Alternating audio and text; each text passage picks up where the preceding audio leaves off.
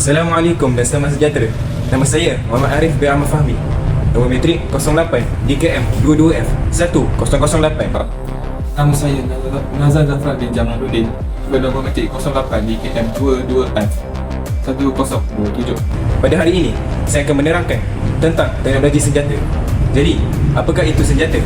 Senjata merujuk kepada perkakas atau alat yang direka khas untuk tujuan pertahanan, serangan atau penggunaan dalam situasi konflik. Terdapat pelbagai jenis senjata yang digunakan dan maaf saya digunakan oleh pasukan keselamatan, pasukan tentera dan atau individu untuk mempertahankan diri. Tetapi dalam video ini kami akan menerangkan mengenai senjata api.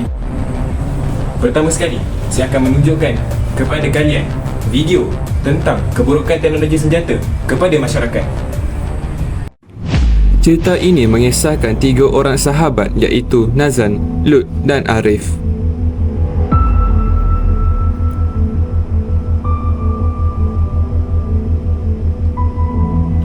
Pada satu hari, Lut merampas kekasih Nazran.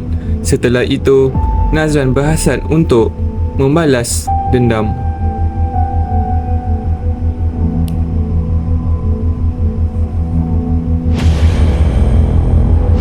Dan Nazran berhasad untuk menangkap Lut.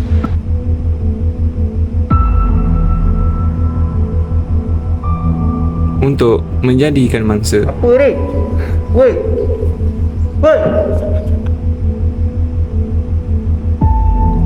Lalu Nazran membunuh Lut dengan menggunakan senjata api. Tetapi sekiranya Nazran berpegang pada peranan syariah iaitu memelihara nyawa dan jiwa, kejadian seperti ini tidak pasti berlaku. Nas, sabar. Ingat hadis Nabi SAW daripada Anas bin Malik radhiyallahu anhu. Rasulullah SAW bersabda, janganlah kalian berdua saling membunuh. Sesungguhnya Allah Subhanahu Wa Taala telah merahmati kedua tangan kalian. Hadis riwayat Muslim. Dalam Islam, senjata digunakan untuk tujuan yang diizinkan, seperti membela diri, melindungi umat Muslim dan mempertahankan keadilan. Janganlah kita membunuh sesama sendiri. Sesungguhnya ini sangat dilarang dalam Islam.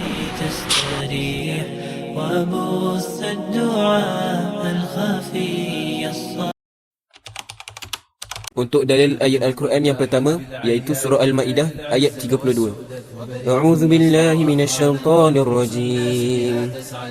Min ajli dzalika katabna 'ala bani Israila annahu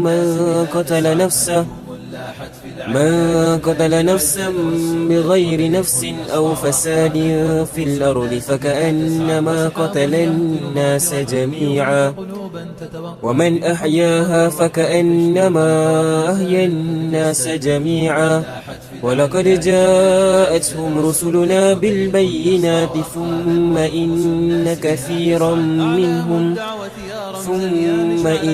كثيرا منهم بعد ذلك في الأرض لمسرفون. Maksudnya, itulah sebabnya kami tetapkan kepada Bani Israel bahawa sesiapa yang berbunuh nyawa kecuali sebagai hukuman kerana membunuh atau membuat kerosakan di muka bumi, ia seolah-olah mereka membunuh seluruh manusia.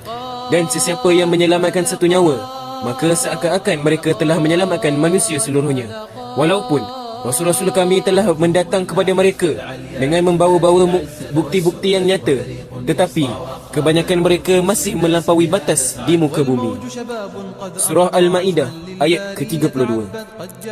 Untuk dalil yang kedua iaitu hadis dari Anas bin Malik radhiyallahu anhu, Rasulullah SAW bersabda, janganlah kalian berdua saling membunuh. Sesungguhnya Allah Subhanahu Wa Taala telah merahmati kedua tangan saudara-saudara sekalian.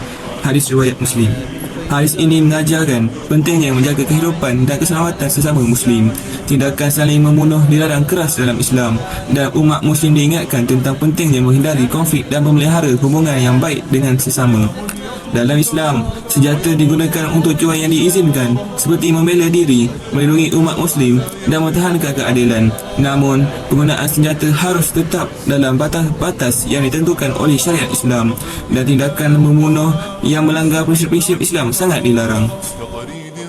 Untuk dalil yang ketiga, iaitu hadis dari Abu Hurairah radhiyallahu anhu, Rasulullah sallallahu alaihi wasallam bersabda, "Jauhilah 7 dosa pembawa kehancuran." Mereka bertanya, "Ya Rasulullah, apa 7 dosa pembawa kehancuran itu?"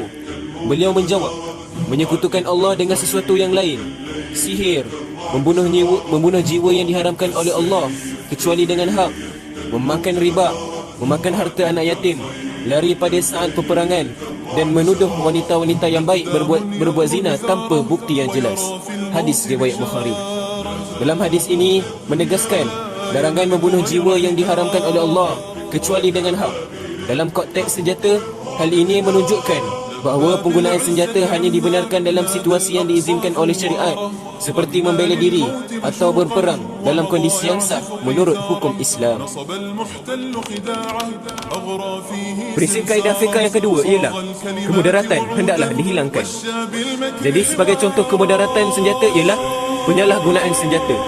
Jadi teknologi senjata api boleh disalahgunakan oleh individu atau kumpulan dengan niat jahat.